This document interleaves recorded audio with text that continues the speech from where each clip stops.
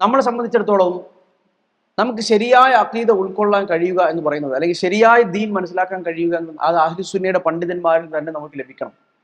ഒരു പക്ഷെ നമ്മുടെ നാട്ടിൽ നമ്മൾ അതുവരെ അവലംബിച്ചു പോകുന്ന ആളുകൾ ശരിയായ അഖീദയുടെ അടിസ്ഥാനത്തിലുള്ള ആളുകളല്ല എങ്കിൽ, നമ്മുടെ നാട്ടിൽ ഏറ്റവും കൂടുതൽ പ്രചാരത്തിലുള്ളത് അഹ്ലുസുന്നയുടെ ഒരു അഭിപ്രായങ്ങളോ അഖീദയോ അവരുടെ നയനിലപാടുകളോ അല്ല എങ്കിൽ, നമ്മളും സ്വാഭാവികമായിട്ട് പണ്ഡിതന്മാരെ പിന്തുടരുമ്പോൾ നമുക്കും അബദ്ധങ്ങൾ പറ്റും. നമ്മളും അവർ പറയുന്നതാണ് ശരിയായ ദീൻ എന്ന് മനസ്സിലാക്കി അത് പിന്തുടർന്ന് ജീവിക്കേണ്ടി വരും. അപ്പോൾ നമ്മുടെ ജീവിതത്തിൽ നമുക്ക് ശരിയായ നിലപാടുകൾ മനസ്സിലാക്കാൻ അല്ലാഹു സുബ്ഹാനഹു വ തആല നമുക്കൊരു അവസരം തരികയാണെങ്കിലേ നമുക്ക് ശരിയായ അഖീദത്തു അഹ്ലുസുന്നത്തി വൽ ജമാഅയിലേക്ക് എത്താനും അത് പിന്തുടരാനൊക്കെ കഴിയുകയുള്ളൂ. അതുകൊണ്ടാണല്ലോ നമ്മൾ ഇഹ്ദിനസ് സിറാത്തൽ മുസ്തഖീം എന്ന് പ്രാർത്ഥിക്കുന്നത്. അള്ളാഹുവേ, നേരായ ചൊവ്വായ പാതയിലേക്ക് നീ എന്നെ നേർമാർഗം കാണിക്കണേ എന്ന്, ആ നേർമാർഗത്തിലേക്ക് എത്തിക്കണേ എന്ന് നമ്മൾ ഈ പ്രാർത്ഥിക്കുന്നത് ആരാണ്? മുസ്ലിമായ, നിസ്കരിക്കുന്ന, സൂറത്തുൽ ഫാത്തിഹ പാരായണം ചെയ്യാൻ അറിയുന്ന ഒരു മനുഷ്യനാണല്ലോ ഇത് പ്രാർത്ഥിക്കുന്നത്. മുസ്ലിം അല്ലാത്ത, നിസ്കരിക്കാത്ത, ഇതൊന്നും അറിയാത്ത ഒരാളല്ലല്ലോ ഇത് പ്രാർത്ഥിക്കുന്നത്. അള്ളാഹുവേ ഹിദായത്ത് തരണേ, സിറാത്തുൽ മുസ്തഖീമിലേക്ക് എത്തിക്കണേ. അപ്പൊ എന്താണ് ഒരു മുസ്ലിം അത് പ്രാർത്ഥിക്കുന്നതിന് പിന്നിലുള്ള താല്പര്യം എന്താണ്? നിസ്കാരത്തിൽ അല്ലാതെ സൂറത്തുൽ ഫാത്തിഹ പാരായണം ചെയ്യുമ്പോൾ എന്തിനാണ് ഒരു മുസ്ലിം പ്രാർത്ഥിക്കുന്നത്? കാരണം അയാൾ മുസ്ലിം ആണല്ലോ, ഹിദായത്ത് കിട്ടിയല്ലോ, സിറാത്തുൽ മുസ്തഖീമിലാണല്ലോ, ഇസ്ലാമിലാണല്ലോ.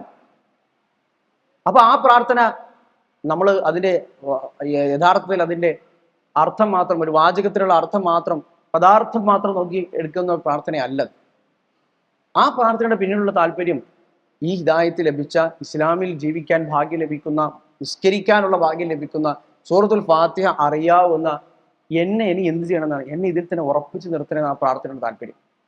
ഇനിയിപ്പോ ഇസ്ലാം കിട്ടാനില്ലല്ലോ, ശരിയായ മാർഗം ഇനിയും സ്വീകരിക്കാനില്ലല്ലോ, ഇസ്ലാമിൽ തന്നെയാണ്. അങ്ങനെ ഒരാൾ ഇത് പ്രാർത്ഥിക്കുള്ളൂ. ഇസ്ലാമിലല്ലാത്ത ഒരാളും സൂറത്തുൽ ഫാത്തിഹ നിസ്കാരത്തിൽ ഓതി ഇതിന്റെ അർത്ഥം മനസ്സിലാക്കാൻ ശ്രമിക്കാറില്ലല്ലോ. അപ്പൊ അവിടെ നമ്മൾ സൂറത്തുൽ ഫാത്തിഹയിൽ പ്രാർത്ഥിക്കുന്ന അർത്ഥം മുഫസ്സിറുകൾ വിശദീകരിക്കുന്നത് കാണാൻ കഴിയും. അവിടെ അർത്ഥം എന്ന് പറഞ്ഞാൽ ഈ കിട്ടിയ ഹിദായത്ത് നിലനിർത്താനുള്ള, ഇതിൽ ഇസ്തിഖാമത്തോടു കൂടി, ഇതിലൊരു മാർഗഭ്രംശവും വരാതെ, ഇതിൽ ശരിയായ നിലപാടിൽ തന്നെ, ഈ ചൊവ്വായ നിലപാടിൽ തന്നെ ഒരു വളവും തിരിവുമില്ലാതെ ശരിയായ കാര്യങ്ങൾ മനസ്സിലാക്കി മരണം വരെ മുന്നോട്ട് പോകാനുള്ള തൗഫീഖിനെ, ആ ഹിദായത്തിനാണ് നമ്മൾ അല്ലാഹുവിനോട് ചോദിക്കുന്നത്. അല്ലാതെ മുസ്ലിം ആകാനുള്ള ഹിദായത്തിനെ അല്ല. മുസ്ലിം ആയ ഒരാൾക്ക് പിന്നെ ആ ശരിയായ ഇസ്ലാം മുറുകെ പിടിച്ച് നേരായ മാർഗം മനസ്സിലാക്കി മുന്നോട്ട് പോകാനുള്ള ഹിദായത്താണ് ഇഹ്ദിനസ് സിറാത്തൽ മുസ്തഖീം എന്ന് പ്രാർത്ഥിക്കുന്നത് കൊണ്ട് നമ്മൾ ഉദ്ദേശിക്കുന്നത്. അതൊരു ചെറിയ പ്രാർത്ഥനയല്ല. കാരണം നമ്മൾ സൂറത്തുൽ ഫാത്തിഹയിൽ അത് ഉൾപ്പെട്ടു എന്ന് തന്നെ, വിശുദ്ധ ഖുർആനിന്റെ ഏറ്റവും സുപ്രധാനമായ ഒരു അധ്യായത്തിൽ തന്നെ ഉൾപ്പെട്ടു എന്ന് തന്നെ ആ പ്രാർത്ഥനയുടെ പ്രാധാന്യം നമുക്ക് മനസ്സിലാക്കി തരുന്നു.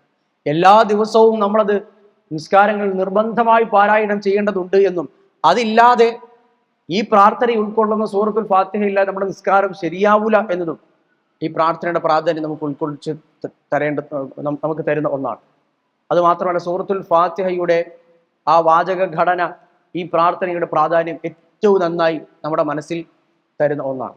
അതായത് സൂറത്തുൽ ഫാത്തിഹയിൽ നമ്മൾ ആലോചിച്ച് നോക്കും, നമ്മളാകുന്ന ഒരു മനുഷ്യനെ സംബന്ധിച്ചിടത്തോളം നമുക്ക് ആവശ്യമുള്ള സൂറത്തുൽ ഫാത്തിഹയിൽ പറയുന്ന ഏറ്റവും പ്രധാനപ്പെട്ട കാര്യമാണ് ഈ പറഞ്ഞ ഒരൊറ്റ ആയത്ത്. നമുക്ക് ആവശ്യമുള്ളത്. ബാക്കി നമ്മൾ ആലോചിച്ച് നോക്കുമ്പോൾ അൽഹംദുലില്ലാഹി റബ്ബിൽ ആലമീൻ, അള്ളാഹുവിനുള്ള സ്തുതിയാണ്, ഹംദ് പറയുക. അർ റഹ്മാൻ റഹീം, ആ ഹംദിന്റെ, അള്ളാഹുവിനെ പുകഴ്ത്തുന്നതിൻ്റെയും അള്ളാഹുവിന്റെ നാമങ്ങൾ എടുത്തു പറഞ്ഞ് ഇനി വരാൻ പോകുന്ന പ്രാർത്ഥന സ്വീകരിക്കണമേ എന്നതിന്റെ ഒരു മാനദണ്ഡം കൂടിയാണ് അള്ളാഹുവിനെ പുകഴ്ത്തുക, അള്ളാഹുവിന്റെ പേരുകൾ എടുത്തു പറയുക, ഉപയോഗിക്കുക, പേരുകൾ കൊണ്ട് തവസ്സുലാക്കുക. മാലിക് യൗമിദ്ദീൻ, അള്ളാഹുവിനെ കുറിച്ചാണ് പറയുന്നത്, പ്രതിഫല നാളിന്റെ ഉടമസ്ഥൻ. ഇയ്യാക നഅ്ബുദു വ ഇയ്യാക നസ്തഈൻ. അടുത്തത് പറയുന്നത് അള്ളാഹു നമ്മൾ തമ്മിലുള്ള ബന്ധത്തെക്കുറിച്ചാണ്. അത് പ്രാർത്ഥനയല്ല, അതൊരു പ്രസ്താവനയാണ്. അള്ളാഹുവേ, നിന്നെ മാത്രമാണ് ഞങ്ങൾ ആരാധിക്കുന്നത്, നിന്നോട് മാത്രമാണ് ഞങ്ങൾ സഹായം ചോദിക്കുന്നത്. ഇതൊക്കെ പറഞ്ഞിട്ട് ഇതൊരു ആമുഖം പോലെ മനസ്സിലാക്കി കഴിഞ്ഞാൽ ഇതൊക്കെ പറഞ്ഞിട്ടാണ് നമ്മൾ എന്താണ് നമുക്ക് വേണ്ടതെന്ന് ആവശ്യപ്പെടുന്നത്. ഇഹ്ദിനസ് സിറാത്തൽ മുസ്തഖീം, അള്ളാഹുവേ ഹിദായത്ത് തരണേ, ഇതാണ് നമുക്ക് വേണ്ടത്. അപ്പൊ ആദ്യം പറഞ്ഞതൊക്കെ ഇതിലേക്ക് എത്തിച്ചേരാനുള്ള വഴികളാണ്. അതുകൊണ്ടാണ് പ്രാർത്ഥനയുടെ ആദാബുകൾ പറയുന്ന പണ്ഡിതന്മാരൊക്കെയും സൂറത്തുൽ ഫാത്തിഹയാണ് ഏറ്റവും നല്ല മാതൃക എന്ന് പറയാറുണ്ട്. നമ്മൾ പ്രാർത്ഥിക്കുമ്പോൾ ദുആ ചെയ്യുമ്പോൾ ദുആ സ്വീകരിക്കാനുള്ള ഒരുപാട് അദബുകളുണ്ട്. അതിൽപ്പെട്ട ഒന്നാണ് സൂറത്തുൽ ഫാത്തിഹയുടെ അതേ ശൈലി നമ്മൾ സ്വീകരിക്കുക.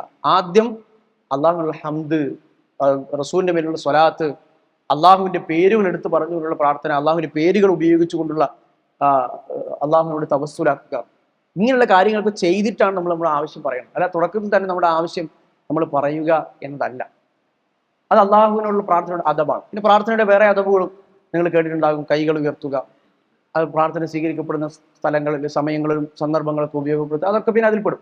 അപ്പോൾ ഇതിന്റെ ഒരു അദബ് പഠിപ്പിക്കുന്നതിൽ സൂറത്തുൽ ഫാത്തിഹ എന്നത് ഏറ്റവും മാതൃകാപരമായ ഒരു അധ്യായമാണ്. അപ്പൊ ഈ സൂറത്തുൽ ഫാത്തിഹയുടെ ഒരു കോറാണ് നമ്മളെ സംബന്ധിച്ചിടത്തോളമുള്ള ഏറ്റവും സുപ്രധാനമായ കാര്യമാണ് ഇഹ്ദിനസ് സിറാത്തുൽ മുസ്തഖീം. അതിനുശേഷം വരുന്നത് എന്താണ്? അത് ഇഹ്ദിനസ് സിറാത്തുൽ മുസ്തഖീമിന്റെ വിശദീകരണം മാത്രമാണ്. സിറാത്തുൽ ലദീന അൻഅംത അലൈഹിം, അത് ഏത് പാതയാണ് പഠിച്ചവനെ? നീ അനുഗ്രഹിച്ച ആളുകളുടെ പാത. ഗൈരിൽ മഗ്ദൂബി അലൈഹിം വലദ്ദാലിൻ, ക്രിസ്ത്യാനികളും അതുപോലെ തന്നെ യഹൂദികളുമാകുന്ന നമ്മുടെ മുൻഗാമികൾക്ക് പല വിഷയങ്ങളിലും അബദ്ധങ്ങൾ പറ്റി അവർ വഴിപിഴച്ചു പോയി, അള്ളാഹുവിന്റെ കോപത്തിന് ഇരയായി പോയി. അപ്പൊ അവരുടെ പാതയല്ല. ഇതിനെ ഇഹ്ദിനസ് സിറാത്തുൽ മുസ്തഖീം എന്ന സിറാത്തുൽ മുസ്തഖീമിനെ വിശദീകരിക്കുകയാണ് പിന്നെയും ബാക്കിയുള്ളത്. അപ്പോൾ സൂറത്തുൽ ഫാത്തിഹ പകുതിയാക്കി തിരിച്ചാൽ തുടക്കം മുതൽ ഇഹ്ദിനസ് സിറാത്തുൽ മുസ്തഖീം വരെയുള്ളത് ഇതിലേക്ക് എത്താനുള്ളൊരു പടിയാണ്. അതിനുശേഷമുള്ളത് ഇനി ഇതിന്റെ ബാക്കിയായ ഇതിനെ പിന്തുണ നൽകുന്ന കാര്യങ്ങളുമാണ്. അപ്പൊ സൂറത്തുൽ ഫാത്തിഹയിൽ നമ്മൾ ആകുന്ന ഒരു മനുഷ്യനെ സംബന്ധിച്ചിടത്തോളം ഏറ്റവും പ്രധാനപ്പെട്ട കാര്യം ഹിദായത്ത് കിട്ടുക എന്നുള്ളതാണ്. അത് ഏത് വഴിക്കാണ് നമുക്ക് കിട്ടുക എന്ന് നമുക്കറിയില്ല. ഇന്ന് ആളുകൾ പലരും ചോദിക്കാറുണ്ട്. എല്ലാവരും പറയുന്നു ഒരുപാട് സംഘടനകളുണ്ട് നാട്ടിൽ, ഒരുപാട് ആശയങ്ങളുണ്ട്, പ്രത്യയശാസ്ത്രങ്ങളുണ്ട്, ഇസ്ലാമിന്റെ പേരിൽ തന്നെ പല ആളുകളുമുണ്ട്. എങ്ങനെ കാര്യങ്ങൾ മനസ്സിലാക്കാൻ ശ്രമിക്കാം? അപ്പൊ അതിനൊരു മനുഷ്യന്റെ മനസ്സിൽ ആദ്യം ഉണ്ടാകേണ്ടത്, കാര്യങ്ങൾ പഠിക്കുക മനസ്സിലാക്കുക എന്നുള്ളത് അതിനുശേഷമാണ്. ആദ്യം ഉണ്ടാകേണ്ടത് ഈ സൂറത്തുൽ ഫാത്തിഹ എങ്കിലും ചുരുങ്ങിയത് അർത്ഥം മനസ്സിലാക്കി അത് ആത്മാർത്ഥതയോടുകൂടി റബ്ബിനോട് പ്രാർത്ഥിക്കുക എന്നതാണ്. അല്ലാഹു നേരായ മാർഗം കാണിച്ചു തരണം. ആളുകൾ പലവിധത്തിലുള്ള പിഴച്ച ചിന്താഗതികളും സമൂഹത്തിൽ പ്രചരിപ്പിക്കുന്നുണ്ട്. പലരും ഇസ്ലാമിന്റെ പേരിൽ ഇസ്ലാമിന്റെ തോലടിഞ്ഞ് വരുന്ന ആളുകളുമുണ്ട്. അപ്പൊ ശരിയായത് മനസ്സിലാക്കാൻ അള്ളാഹുവിനോട് നമ്മൾ പ്രാർത്ഥിക്കാനുമാണ്. അത് നമ്മൾ ആത്മാർത്ഥമായി നമുക്ക് അല്ലാത്ത സമയത്ത് നമ്മൾ പ്രാർത്ഥിക്കാനുമാണ്. ഞാൻ ഏത് നിമിഷമാണ് ഇനിയിപ്പോ അള്ളാഹു സുബ്ഹാനഹു വ തആല അഹ്ലുസുന്നയുടെ പാതയിലാക്കുകയും പിന്നെ അത് നഷ്ടപ്പെടുത്തി കളയുന്ന ഒരു അവസ്ഥ നമ്മുടെ ജീവിതത്തിൽ ഉണ്ടാകുമോ ഇല്ലയോ എന്ന് നമുക്ക് അറിയില്ലല്ലോ. പിന്നെ ഈ ഹിദായത്തിൽ നിന്ന് ശരിയായ മാർഗത്തിൽ നിന്ന് തെറ്റിപ്പോകുന്ന ഒരവസ്ഥ ഒരുപക്ഷെ വേറെ എന്തെങ്കിലും നാട്ടിൽ നടക്കുന്ന ചില പ്രശ്നങ്ങളായിരിക്കാം, അല്ലെങ്കിൽ നമ്മുടെ തന്നെ കൂട്ടുകെട്ടുകളായിരിക്കാം, ചില സാഹചര്യങ്ങളായിരിക്കാം. ഇതിൽ നിന്ന് തെറ്റിപ്പോകില്ല എന്ന് ഉറപ്പ് നൽകാൻ നമുക്ക് ആരും കഴിയില്ല. അപ്പൊ ഇബ്നുൽ ഖയ്യിം റഹ്മത്തുള്ളാഹി അലൈഹി അദ്ദേഹത്തിന് കിട്ടിയ ഈ അവസരത്തെ അദ്ദേഹം വലിയ മൂല്യത്തോടുകൂടിയാണ് അദ്ദേഹത്തിന്റെ രചനകളിൽ അദ്ദേഹം അവതരിപ്പിക്കുന്നത്. അദ്ദേഹത്തിന്റെ ഉസ്താദിനെ കുറിച്ച് അദ്ദേഹം പറയുന്നത് നമുക്ക് കാണാൻ കഴിയും. യാ ഖൗമി വല്ലാഹിൽ അസീമി നസീഹതൻ മിൻ മുഷ്ഫിഖിൻ വഅഖിൽ ലകും മിഅവാനി. അല്ലാഹു ആണ് സത്യം, അദീമായ റബ്ബാണ് സത്യം. എൻ്റെ ഈ എൻ്റെ കവിത വായിക്കുന്ന എൻ്റെ സമൂഹം, എന്നെ മനസ്സിലാക്കുന്ന ആളുകൾ, ഇതൊരു നസീഹത്താണ്. നിങ്ങളോട് സ്നേഹമുള്ള, നിങ്ങൾക്ക് നല്ലത് വരണമെന്ന് ആഗ്രഹിക്കുന്ന നിങ്ങളുടെ സഹോദരന്റെ നസീഹത്താണ്. ജറബ്തു ഹാദാ കുല്ലഹു വവഖഅതു ഫീ തിൽക ശിബാകി വകുന്തു ദാ തയറാനി.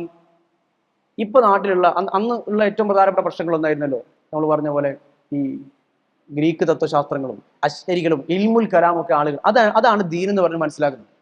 അപ്പൊ അദ്ദേഹം പറയാണ്, നിങ്ങളിപ്പോൾ പറയുന്ന ഇൽമുൽ കലാം, ഈ അശ്ശരിസം, അതുപോലെ തന്നെ ഫിലോസഫി ഉൾക്കൊള്ളുന്ന കുറെ ആർഗ്യുമെന്റുകൾ, കുറെ തത്വശാസ്ത്രപരമായ നിയമങ്ങൾ, ഇതൊക്കെയും ഞാൻ പഠിച്ചയാളും ഇതൊക്കെയും ഞാൻ എൻ്റെ ജീവിതത്തിൽ അനുഭവിച്ചറിഞ്ഞ ആളുമാണ്. അദ്ദേഹം പറയാം, ഞാൻ ആദ്യകാലത്ത് അതായിരുന്നു. ഇതൊക്കെ പഠിക്കുകയും മനസ്സിലാക്കുകയും ഇതിൻ്റെയൊക്കെ ടേസ്റ്റ് എന്താണെന്ന് കൃത്യമായി മനസ്സിലാക്കാൻ കഴിയുകയും ഈ ഒരു കെണിയിൽ കുറെ കാലം അകപ്പെട്ട് എങ്ങോട്ടാണ് പോകേണ്ടതെന്ന് അറിയാതെ അതാണ് സത്യമെന്ന് ധരിച്ച് ജീവിച്ച ഒരു മനുഷ്യനും കൂടിയായിരുന്നു ഞാൻ.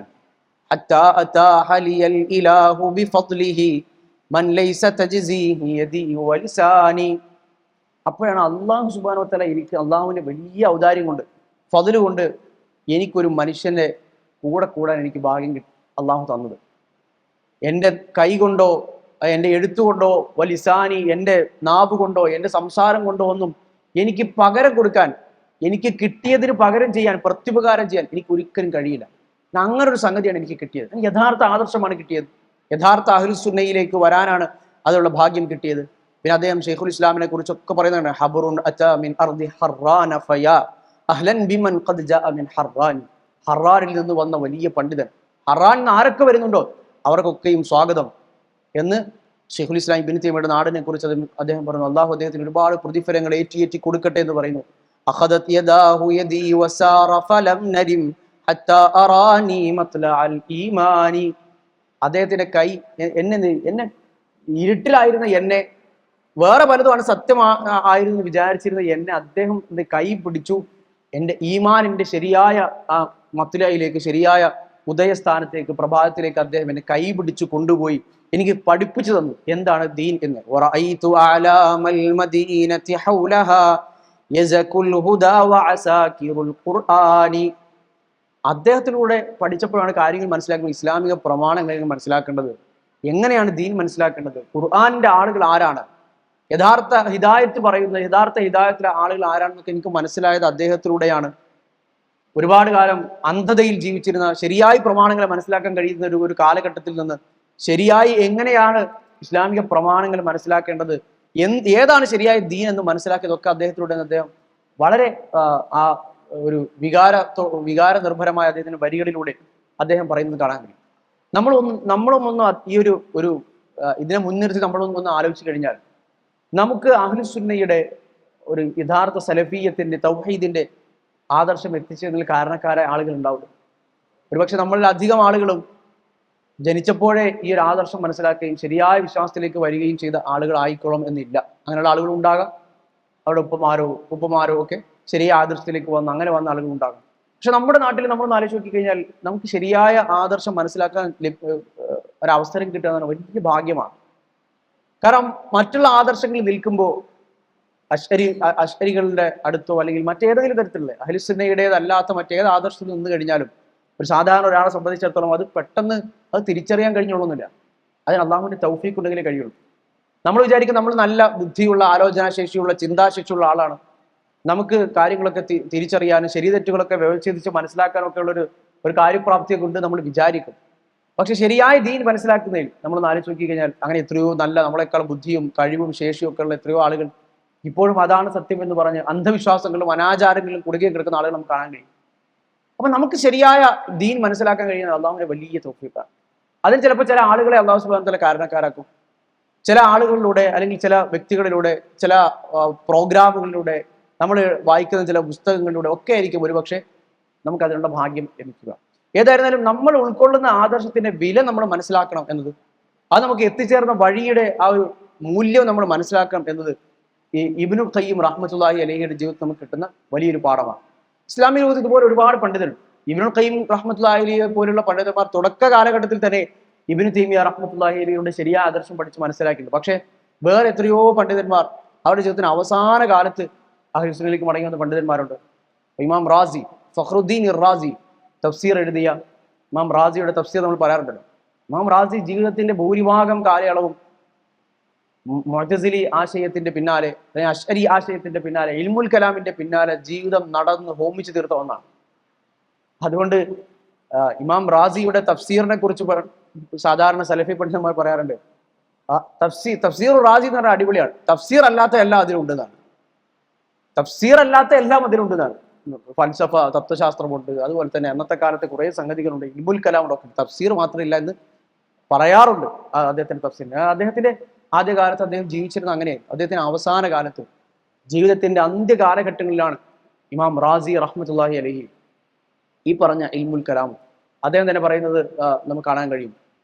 ഞാൻ ഇൽമുൽ കലാമിന്റെ ഏതൊക്കെ വഴികളിലൂടെ എനിക്ക് പ്രവേശിക്കാൻ കഴിഞ്ഞോ അതിലൊക്കെ ഞാൻ പോയി പഠിച്ചു. ഞാൻ പഠിക്കാത്ത തത്വശാസ്ത്രങ്ങളോ അല്ലെങ്കിൽ ഫിലോസഫിയോ ഒന്നുമില്ല. പക്ഷെ എനിക്ക് ഇപ്പോൾ അവസാനം ബോധ്യപ്പെട്ടു, സലഫിന്റെ അഖീദ എന്താണോ, അഹ്ലുസുന്നയുടെ യഥാർത്ഥ അഖീദ വളരെ ലളിതമാണ്. അതായത് ബുദ്ധിപരമായോ അല്ലെങ്കിൽ ഒരു മനുഷ്യന് മനസ്സിലാക്കാൻ കഴിയാത്ത രൂപത്തിലുള്ള സങ്കീർണമായ ഒന്നുമല്ല ഇസ്ലാമിക അഖീദ. ഏത് സാധാരണക്കാരനും ഒന്നും പഠിക്കാത്തൊരു മനുഷ്യനും എത്ര വലിയ പഠിച്ച ഒരാൾക്കും ഒരുപോലെ മനസ്സിലാക്കാൻ കഴിയുന്ന ഒന്നാണ് ഇസ്ലാമിന്റെ അഖീദ. ഈ പറഞ്ഞ പോലെ ഫിലോസഫി മറ്റു കാര്യങ്ങളൊന്നും പഠിച്ചത് കൊണ്ട് ദീൻ മനസ്സിലാക്കാൻ കഴിയില്ല എന്ന് എനിക്ക് മനസ്സിലായി. അത് ഞാൻ അള്ളാഹു സ്തുതി പറയുന്നു എന്ന് പറഞ്ഞ് അദ്ദേഹത്തിന്റെ ജീവിതത്തിലെ അവസാന കാലഘട്ടത്തിൽ അദ്ദേഹം എഴുതിയ വരികളൊക്കെ നമുക്ക് കാണാൻ കഴിയും. അശ്അരികളുടെ സ്ഥാപകൻ എന്നറിയപ്പെടുന്ന അബുൽ ഹസൻ അൽ അശ്അരി റഹ്മത്തുള്ളാഹി അലൈഹി, അദ്ദേഹമാണ് അശ്അരികളുടെ നേതാവ് എന്നറിയപ്പെടുന്നത്. അദ്ദേഹത്തിന്റെ ജീവിതത്തിന്റെ അവസാന കാലത്ത് അതിൽ നിന്ന് മാറിയുന്നതാണ്. അത് ഇന്നത്തെ അശ്അരികൾ അംഗീകരിക്കില്ല.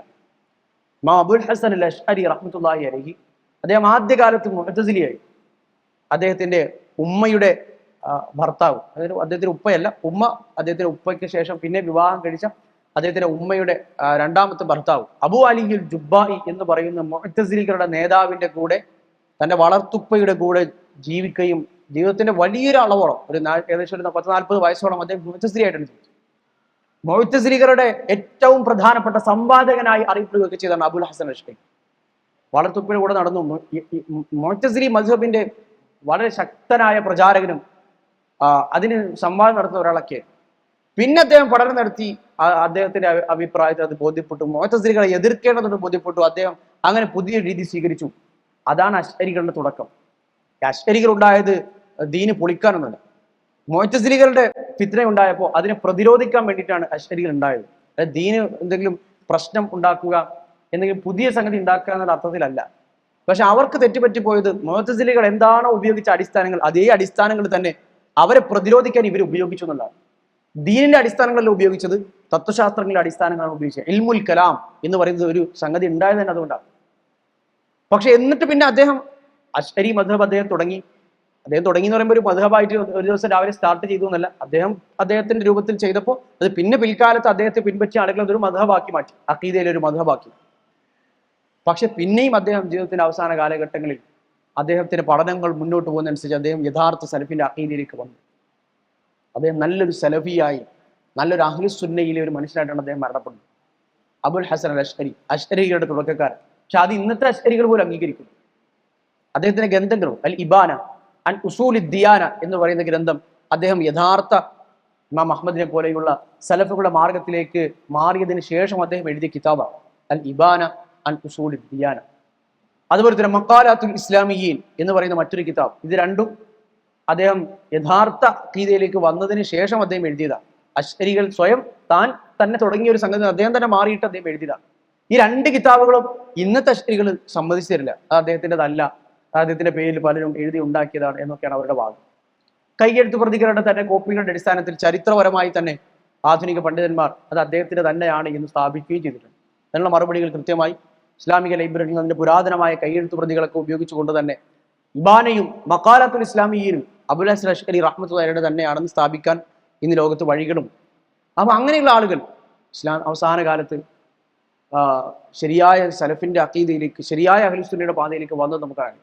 അപ്പോൾ ഇബ്നുൽ ഖയ്യിമിനെ പോലെ റഹ്മത്തുള്ളാഹിയെ പോലെ ജീവിതത്തിന്റെ തുടക്ക കാലഘട്ടത്തിൽ തന്നെ അങ്ങനെ ഒരു മനുഷ്യനെ ഒരു മാർഗദർശകനായി കിട്ടുകയും ഇബ്നു തൈമിയ്യ റഹ്മത്തുള്ളാഹിയെ പോലെ വലിയൊരു പണ്ഡിത പടുവിന്റെ ഒരു ശിഷ്യനാകാൻ ഭാഗ്യം ലഭിക്കുകയും അങ്ങനെ കിട്ടി വരികയും ചെയ്ത ആളുകളുമുണ്ട്. അപ്പൊ നമ്മുടെ ജീവിതത്തിലും ശരിയായ ആദർശവും ദീനും മനസ്സിലാക്കാനും നമുക്കൊരു മാർഗദർശി വേണം എന്നുള്ളത് ഇതിൽ നമുക്ക് കിട്ടുന്നൊരു പാഠമാണ്.